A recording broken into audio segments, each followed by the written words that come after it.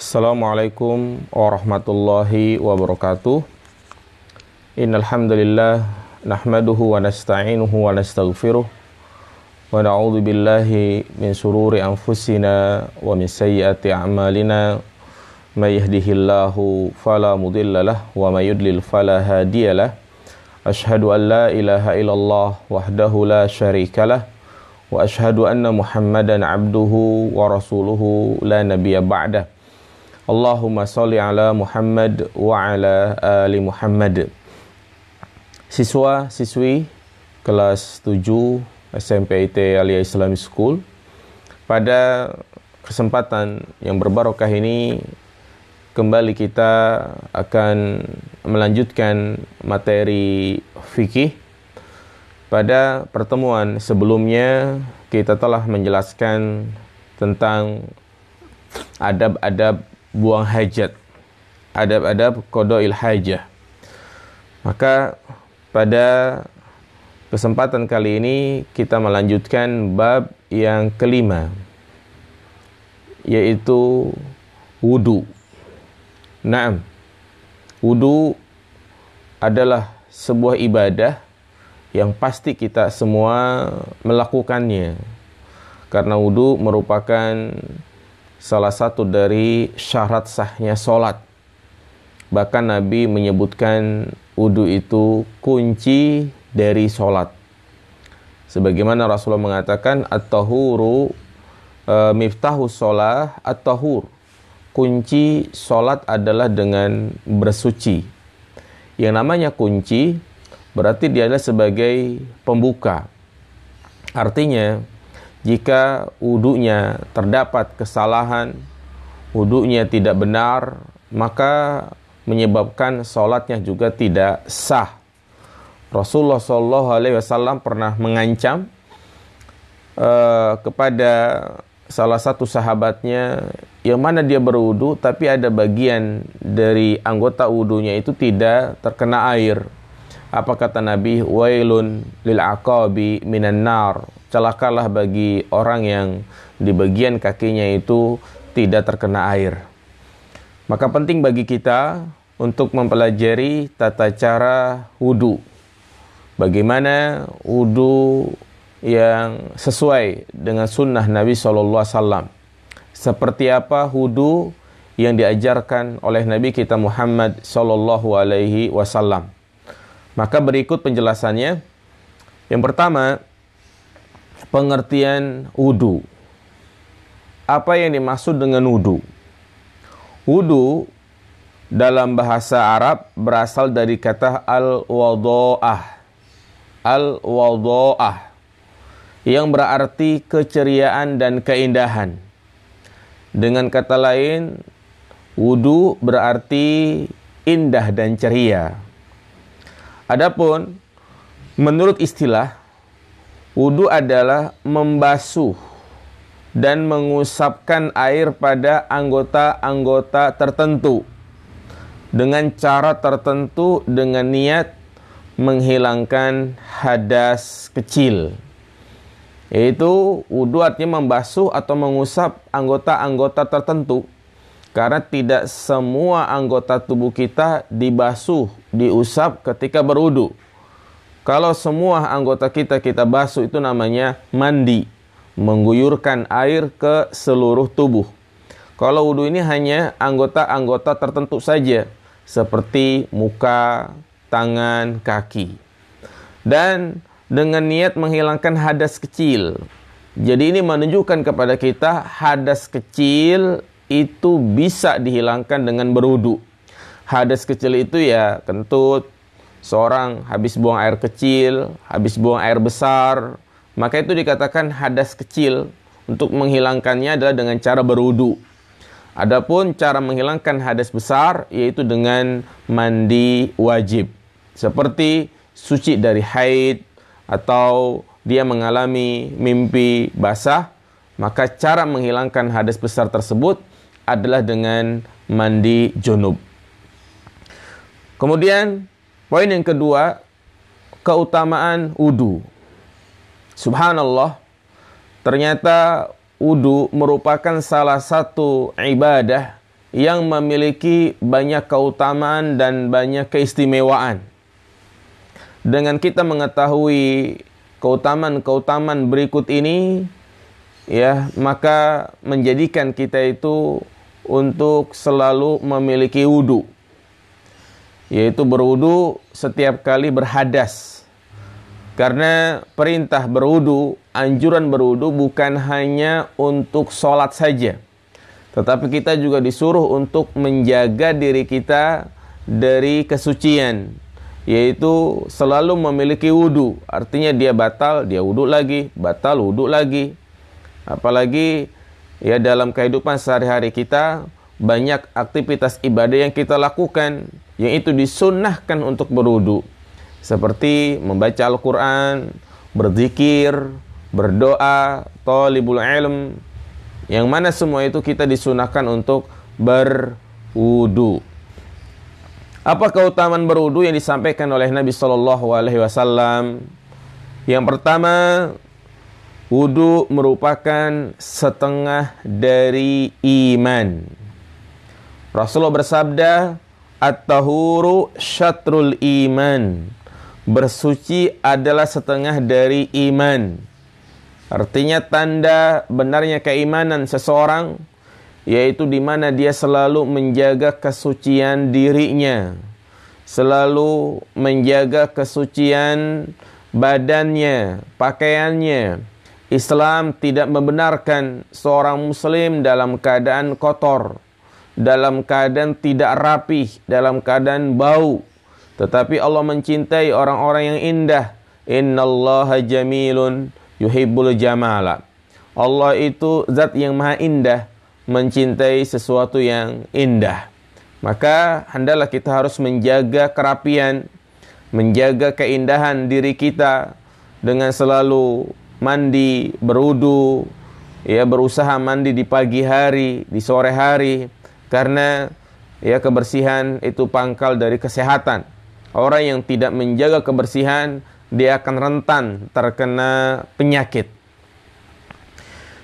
Di antara keutamaan berwudu yang kedua, wudu itu menggugurkan dosa-dosa kecil serta meninggikan derajat. Naam, terkadang setiap hari kita melakukan perbuatan dosa, dan dosa itu banyak. Terkadang kita melakukan dosa kecil. Maka salah satu cara untuk menghilangkan dosa-dosa tersebut, menggugurkan dosa-dosa tersebut adalah dengan berwudu. Tentunya diiringi dengan bertaubat nasuha, yaitu tidak untuk mengulangi perbuatan dosa lagi. Rasulullah bersabda, ala adullukum ala ma yamhullahu bil khotoya wa yarfahu bi darajat. Maukah aku tunjukkan kepada kalian perkara yang itu bisa menggugurkan dosa dan mengangkat derajat kalian? Rasulullah menyebutkan ada tiga perkara yang itu bisa menghapus dosa dan mengangkat derajat. Yang pertama, isbagul wudu alal makarih, yaitu menyempurnakan wudu di saat kondisi berat, di saat kondisi dia tidak menyukainya. Seperti hendak mengerjakan sholat subuh, berat untuk berwudu, apalagi sekarang musim hujan, dingin. Maka apabila dia paksakan untuk berwudu, maka saat itu dia mendapatkan keutamaan pengampunan dosa. Yang kedua, wa kasratul khuta ilal masajid, banyak melangkahkan kaki menuju masjid untuk melaksanakan sholat berjamaah, menuntut ilmu, menghadiri kajian-kajian. Wantidharu sholah ba'da sholah, dan yang ketiga yaitu menunggu waktu sholat berikutnya setelah dia mengerjakan sholat. Seperti pada maghrib, dia tidak langsung pulang, tapi duduk bersimpuh di masjid mendengarkan kajian atau membaca ayat suci Al-Quran sampai datang waktu isya, maka dosa-dosanya akan diampuni. Yang ketiga, wudu termasuk amal pembuka pintu surga. Jadi amalan yang itu bisa membuka pintu surga adalah dengan berwudu. Ma min muslimin yatawaddau fayuhsinul wudu'a thumma yaqulu asyhadu an la ilaha illallah wa asyhadu anna Muhammadan abdu wa rasuluh illa futihat lahu samaniyatu abwabil jannah yadkhulu min ayyiha syaa. Apabila seorang muslim berwudu secara sempurna, kemudian dia membaca doa setelah berwudu. Ini doa setelah berwudu. Asyhadu an la ilaha illallah wa asyhadu anna Muhammadan abdu wa rasuluh. Maka apa kata Nabi SAW? Niscaya kelak akan dibukakan untuknya 8 pintu surga. Berarti surga memiliki pintu. Jumlahnya ada 8. Dan dia dipersilakan untuk masuk melalui pintu mana saja yang dia sukai. Subhanallah. Maka hendaklah kita betul-betul menjaga wudhu kita. Kemudian yang keempat, di antara keutamaan orang yang suka menjaga wudhu, wajah orang yang berwudhu akan bercahaya di akhirat. Dari Abu Hurairah radhiyallahu ta'ala an, ia berkata, aku pernah mendengar kekasihku Rasul bersabda, tablugul hilyatu minal mu'mini haitsu yablughul wudu. Pada hari kiamat cahaya seorang mukmin akan mencapai batas basuhan wudunya. Jadi tangannya, wajahnya, kakinya, kepalanya akan bercahaya, yang menjadi tanda khusus, yang menjadi kemuliaan khusus nanti pada hari kiamat, yaitu orang yang berwudu memiliki cahaya. Subhanallah. Kemudian yang kelima, wudu melepaskan ikatan syaitan. Rasulullah bersabda, yaqidu syaitanu ala qafiyati ra'si ahadikum idza huwa nama salasa uqadin yadribu kullu uqdatin alayka laylun tawilun farqud fa in istayqadha fa dzakarallaha in hallat uqdatun fa in tawaddaa in hallat uqdatun fa in shalla in hallat uqdatun fa asbaha nasyutan tayyiban nafsi wa illa asbaha khabisan nafsi kaslan. Syaitan melilitkan 3 ikatan di tengkuk kepala salah seorang di antara kalian ketika kalian sedang tidur. Pada setiap ikatan setan menghembuskan, tidurlah karena malam masih panjang. Jadi ketika tiba waktu subuh, itu syaitan mengikat diri kita dengan 3 ikatan. Jika dia terbangun, berzikir kepada Allah, membaca doa, maka saat itulah ikatan yang pertama lepas. Jika dia berwudu, maka ikatan berikutnya lepas. Dan jika dia sholat, maka semua ikatan pun lepas. Nah, hingga pada pagi harinya ia menjadi orang yang bergairah, segar. Jika tidak, maka jiwanya menjadi buruk dan sikapnya bermalas-malasan. Nah, jadi itu 5 keutamaan wudu yang hendaklah kalian catat dan juga diingat sebagai motivasi bagi kita untuk selalu menjaga wudu. Poin yang ketiga adalah kewajiban berwudu. Kita ketahui bahwasanya wudu ini merupakan syarat sahnya sholat. Sehingga jika memang wudu merupakan kunci syarat sahnya sholat, berarti hukumnya adalah wajib. Sebagaimana Allah jelaskan dalam surat Al-Maidah ayat 6, ya ayyuhalladzina amanu idza kumtum ilas sholah faghsilu wujuhakum wa aydiyakum ilal marafiq wamsahu biru'usikum wa arjulakum ilal ka'bain. Wahai orang-orang yang beriman, apabila kalian hendak mendirikan sholat, maka basuhlah wajah kalian dan kedua tangan kalian sampai sikutnya, dan usaplah kepala kalian dan basuhlah kedua kaki kalian sampai kedua mata kaki. Jadi ini ayat yang menjelaskan tentang kewajiban berwudu, yaitu surat Al-Maidah ayat 6. Rasulullah juga bersabda, la tuqbalu sholatun man ahdasa hatta yatawadda. Tidak akan diterima sholat seseorang yang berhadas hingga dia berwudu. Kemudian berikutnya, poin yang keempat, yang wajib kalian ketahui yaitu hal-hal yang berkaitan dengan syarat wudu. Nah, syarat wudu. Yang dimaksud dengan syarat wudu ialah hal-hal di luar wudu yang harus terpenuhi sebelum berwudu. Jadi hal-hal yang akan kita sampaikan ini harus ada, harus terpenuhi hingga akhir wudu. Apabila tidak terpenuhi, maka menyebabkan wudunya menjadi tidak sah. Ya, menjadi tidak sah. Apa saja itu syarat-syarat wudu yang wajib untuk diketahui? Yang pertama adalah orang yang berwudu harus beragama Islam, harus muslim. Maka seorang yang melakukan amal kebaikan dengan ikhlas, dalam melakukannya tetapi masih dalam keadaan kafir, belum mengucapkan 2 kalimat syahadat, maka seluruh amalnya tidak diterima oleh Allah Subhanahu wa taala. Karena Islam adalah agama satu-satunya yang diterima oleh Allah. Islam adalah kunci di mana amal ibadah seseorang diterima oleh Allah Subhanahu wa taala. Kalau masih ada kekufuran dalam dirinya, yaitu dia masih beragama kafir, ya, Yahudi, Nasrani, Kristen, Protestan, Katolik dan yang lainnya, maka wudunya tidak sah. Yang kedua, harus berakal. Allah Subhanahu wa taala telah memberikan akal sehat kepada setiap manusia agar dapat berpikir dan memilih mana yang baik dan mana yang buruk. Sebaliknya, orang yang akalnya tidak sehat atau gila tidak dapat berpikir dan membedakan mana yang baik, mana yang buruk, maka dia tidak sah mengerjakan ibadah apa saja.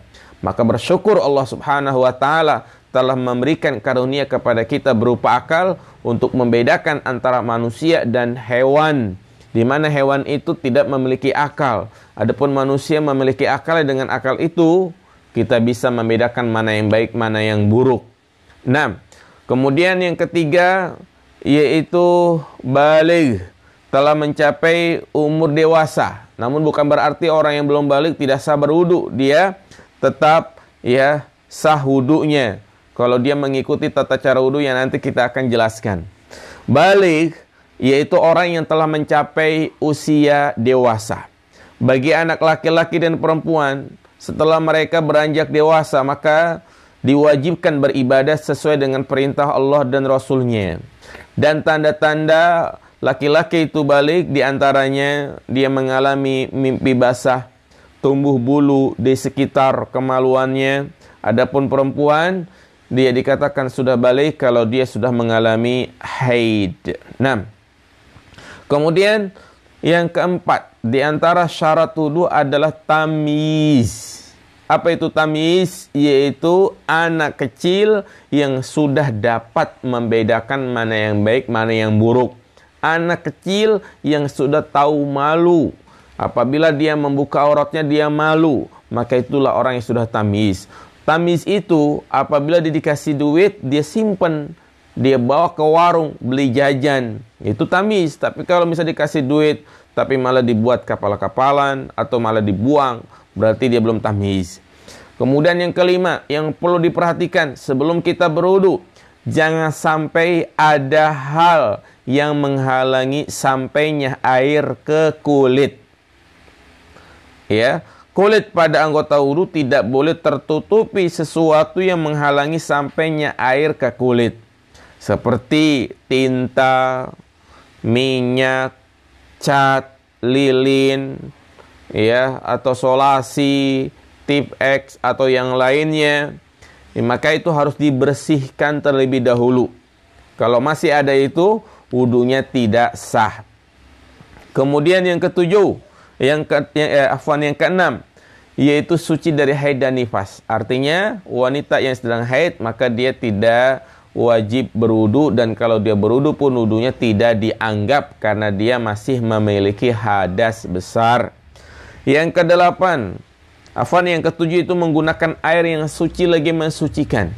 Air yang bisa digunakan untuk berwudu adalah air yang suci lagi mensucikan, sebagaimana yang sudah kita bahas, air sumur, air laut, mata air. Adapun air yang suci saja, air teh, kopi, dan yang lainnya, maka itu tidak bisa digunakan untuk berwudu. Apalagi kalau airnya itu najis, maka tidak sah berwudu dengan air yang suci saja atau air yang najis.